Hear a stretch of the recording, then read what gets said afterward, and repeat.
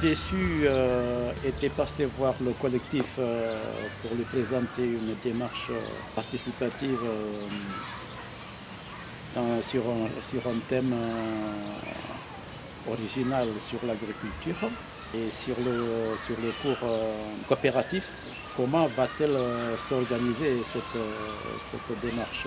Je pense que vous savez que le GIP-DSU, qui gère le contrat urbain de cohésion sociale, a décidé, en accord avec l'agglomération, de travailler sur un projet d'économie sociale et solidaire que l'on va faire prendre sur le quartier, c'est-à-dire qu'on va démarrer au bâtiment numéro 7 et qui aura vocation ensuite à s'élargir, peut-être même d'ailleurs de l'autre côté du 14 avril, puisque nous avons une zone d'activité qui va permettre cela. Alors dans un premier temps, nous avons choisi de travailler, après avoir fait un état des lieux, après avoir rencontré toutes les associations du quartier, toutes les personnes qui pouvaient être intéressées, nous avons choisi de travailler dans un premier temps sur un axe qui pourrait être celui de l'agriculture urbaine.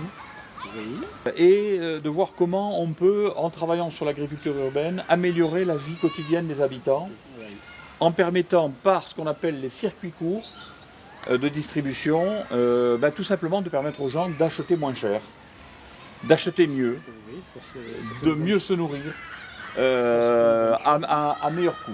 Voilà. C'est vraiment de la solidarité.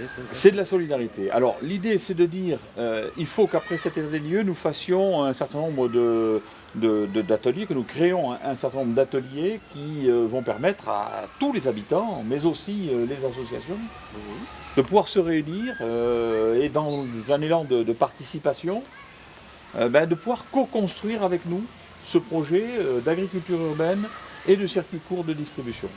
Et si ça marche, ce serait une bonne chose, mais aussi dans quels critères les projets que pourraient porter les habitants pourraient être retenus? Écoutez, là pour l'instant ça reste à définir, puisque les ateliers participatifs vont justement permettre de faire émerger des idées. Moi j'ai eu pensé à des choses, par exemple je me dis qu'on pourrait faire le lien avec les AMAP, les associations donc, que vous connaissez, qui pour une agriculture abordable, écologique et donc financièrement intéressante pour les habitants, pour les personnes qui intègrent ces associations, eh bien on pourrait imaginer qu'effectivement ces AMAP et peut-être les jardins familiaux puissent tisser des liens qui nous permettraient tout simplement d'aller peut-être avec les jardins familiaux produire soi-même, vendre peut-être une partie de sa production aux AMAP, ou avec les AMAP, vendre des produits aux habitants en supprimant tout un tas d'intermédiaires qui font que les produits sont de plus en plus chers. Donc voilà, on pourrait imaginer des choses de cette nature. Ça c'est une bonne chose, parce que jusque-là, ils n'avaient pas le droit de vendre ce qu'ils produisaient. Absolument. Voilà, c'est vrai que là, comme ça, c'est... Alors bon, c'est une idée, il faudra qu'on voit si elle est viable, parce que ça suppose...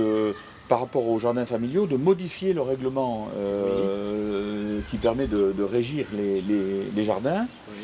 Mais a priori, rien ne s'y oppose et on peut penser que donc ceux qui aujourd'hui ont la chance d'en avoir un pourront peut-être en effet produire des légumes et les vendre par le dispositif qu'on va mettre en place. Voilà les deux premiers fruits et légumes.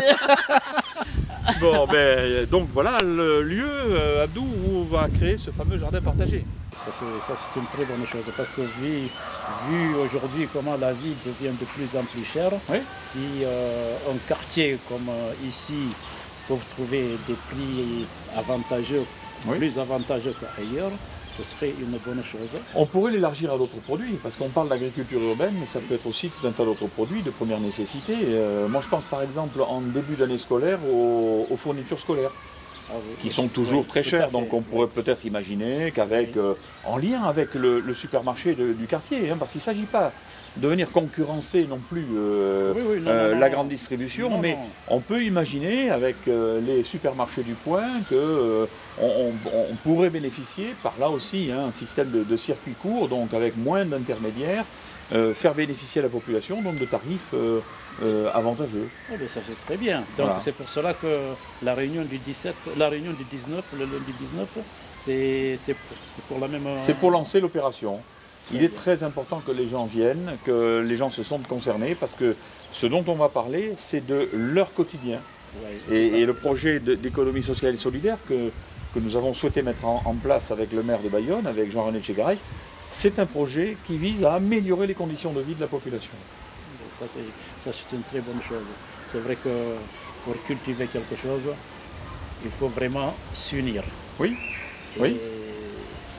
comme on dit toujours, l'union fait la force. Mhm. Et j'espère que ce sera un projet qui va réussir Ben, bien et sûr. que le quartier puisse bien en bénéficier. Ben, Et- les associations, par exemple, ou même des individus vont pouvoir faire des propositions d'action, Oui. peut-être même en s'inscrivant dans ce projet, développer eux-mêmes une activité qui va dans ce sens-là. et Donc c'est à la fois évidemment améliorer les conditions de vie de la la population, population, mais c'est aussi éventuellement créer son propre emploi ou peut-être même l'emploi oui, de 2 ou 3 personnes qui pourront participer au développement de l'activité. c'est encore une bonne chose. Oui, voilà. Donc c'est à la fois l'amélioration des conditions de vie Oui, et puis oui. aussi la création d'emplois sur le quartier. Bien, merci beaucoup.